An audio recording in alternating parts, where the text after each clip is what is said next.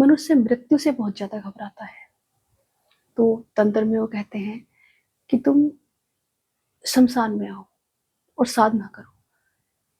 शमशान में जब व्यक्ति रहता है, कुछ समय के लिए रहता है, शमशान में जो साधनाएं होती हैं वो 21 दिन की भी होती हैं, 40 दिन की भी होती हैं, 6 महीने की भी होती है, 9 साल की भी होती है।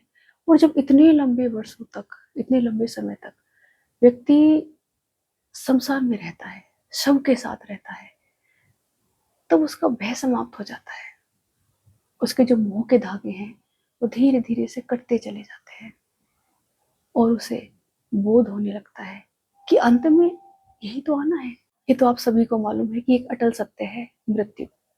जिसका जन्म हुआ है उसकी मृत्यु होनी निश्चित है, जो जन्मा है उसकी मृत्यु निश्चित है, जो बना है उसका बिगड़ना भी निश्चित है, जिसकी उत्पत्ति हुई है उसका विनाश भी अमिट है, वो तो होना ही होना है।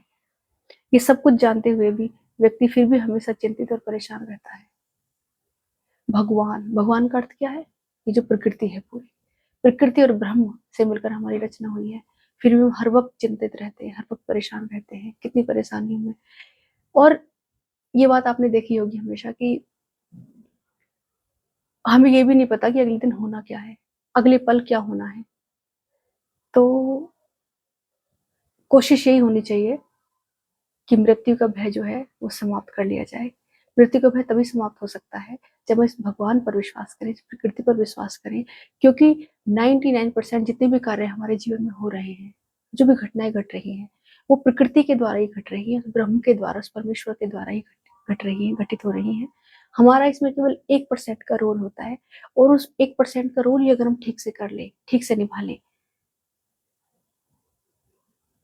तो मुक्ति का द्वार खुल जाता है।